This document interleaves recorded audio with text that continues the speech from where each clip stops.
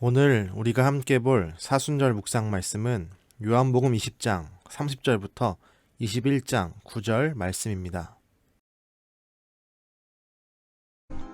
예수께서 제자들 앞에서 이 책에 기록되지 아니한 다른 표적도 많이 행하셨으나 오직 이것을 기록함은 너희로 예수께서 하나님의 아들 그리스도이심을 믿게 하려 함이요 또 너희로 믿고 그 이름을 힘입어 생명을 얻게 하려 함이니라.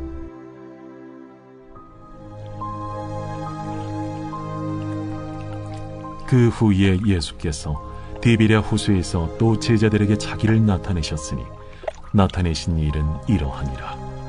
시몬 베드로와 디두모라 하는 도마와 갈릴리 가나 사람 나다나엘과 세베대의 아들들과 또 다른 제자 둘이 함께 있더니 시몬 베드로가 나는 물고기 잡으러 가노라. 우리도 함께 가겠다 하고 나가서 배에 올랐으나 그날 밤에 아무것도 잡지 못하였더니 날이 새어갈 때에 예수께서 바닷가에 서셨으나 제자들이 예수이신 줄 알지 못하는지라. 얘들아, 너희에게 고기가 있느냐? 없나이다. 그물을 배 오른편에 던지라. 그리하면 잡으리라. 하시니 이에 던졌더니 물고기가 많아 그물을 들 수 없더라. 예수께서 사랑하시는 그 제자가 베드로에게 이르되 주님이시라. 시몬 베드로가 벗고 있다가 주님이라 하는 말을 듣고 겉옷을 두른 후에 바다로 뛰어내리더라. 다른 제자들은 육지에서 거리가 불과 한 50칸쯤 되므로 작은 배를 타고 물고기 든 그물을 끌고 와서 육지에 올라보니 숯불이 있는데 그 위에 생선이 놓였고 떡도 있더라. 과학이론 중에 관성의 법칙이 있습니다. 모든 물체는 자기의 상태를 그대로 유지하려고 하는 성질을 가진다는 법칙입니다. 멈춰있는 물건은 항상 멈춰 있으려 합니다. 달리던 버스가 급정거를 하면 계속 달리고 싶어하는 버스를 멈추기 때문에 앞으로 쏠림 현상이 일어납니다. 이 모든 것이 관성의 법칙입니다. 그런데 단순히 물건에 대해서만 이 법칙이 적용되는 것은 아닙니다. 우리의 삶에도 관성의 법칙이 작용합니다. 우리가 마땅히 있어야 할 자리를 벗어나면 과거 습성과 습관의 자리로 돌아가 버립니다. 은혜의 자리를 조금이라도 벗어나면 우린 죄악된 본성의 그 자리로 돌아갑니다. 말씀의 자리를 벗어나면 순식간에 세상의 자리에 돌아가 있는 우리의 모습을 발견하게 됩니다. 오늘 말씀에 나타난 제자들의 모습이 이러합니다.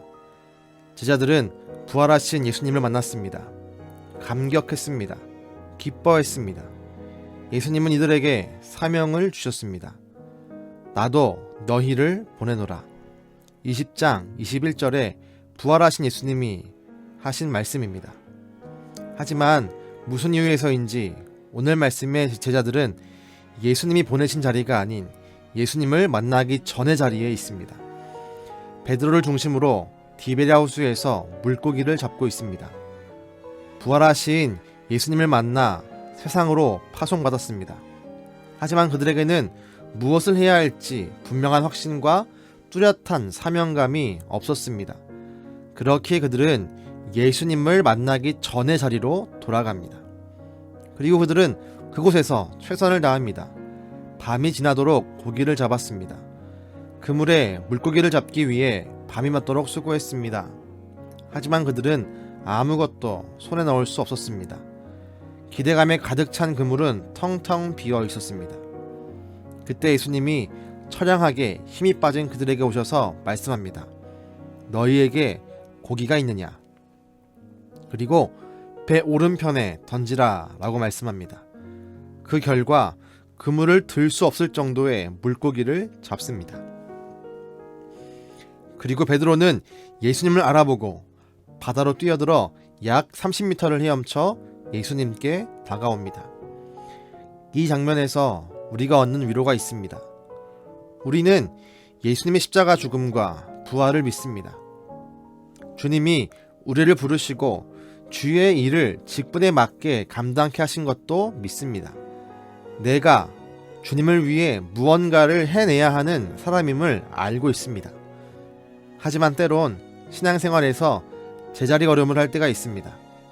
어쩌면 제자리 걸음이 아닌 점점 후퇴할 때도 있습니다. 그래서 주님이 허락한 직분에 맞는 사명과 믿음의 일에 집중하지 못할 때가 있습니다. 그리곤 눈에 보이는 일에 온 힘을 다 쏟습니다. 오늘 말씀에 제자들처럼 아무것도 잡지 못하는 일들이 있습니다. 수고했는데 열매가 없습니다. 최선을 다한 것 같은데 손에 쥔 것이 없습니다. 예수님이 보내신 자리가 아닌 예수님을 만나기 전의 자리로 돌아갔기 때문입니다. 만약에 오늘 말씀이 여기에 그쳤다면 우린 어떤 힘도 위로도 받지 못합니다. 그저 비탄 속에 있게 됩니다. 그러나 예수님이 오십니다. 다시 그들을 만나십니다. 다시 힘을 주시고 다시 사명을 주시고 다시 사랑하십니다. 결국 부르심에 따라가게 하시고 열매를 맺게 하십니다. 기억하십시오. 주님의 부르심엔 실패가 없습니다. 주님이 저와 여러분을 부르셨습니다. 때론 우리가 제자리 걸음을 하고 후퇴할지라도 주님은 다시 우리를 만나십니다. 주님의 부르심에 실패가 없도록 만들어 주실 것입니다. 주님의 포기하지 않는 사랑이 우리를 다시 세울 것입니다. 그러니 스스로 정죄하지 맙시다. 스스로 비탄 속에 있지 맙시다. 그 속에서 벗어나 다시 우리를 만나시고 사랑하시는 주님을 바라봅시다. 오늘 하루 그 음성을 듣고 다시 힘을 내어 주의 길을 따라가는 은강의 모든 가족이 되기를 주님의 이름으로 축복합니다. 기도하겠습니다. 주님, 때론 우리가 믿음의 성장이나 신앙의 성숙이 아닌 신앙의 후퇴와 믿음의 제자리 걸음을 할 때가 있습니다. 그 일 때문에 때론 스스로가 약해 보이고 그 약함 때문에 넘어지고 실망하며 스스로 정죄할 때가 있습니다. 하지만 오늘 말씀을 통해 다시 힘을 얻습니다. 내가 쓰러질 때에, 내가 제자리에 있을 때에, 내가 후퇴할 때에 다시 다가오셔서 다시 말씀하시고 다시 위로하시고 다시 힘을 주시며 다시 사명을 주시는 예수님을 기억합니다. 주님, 우리 가운데 임재하여 주옵소서.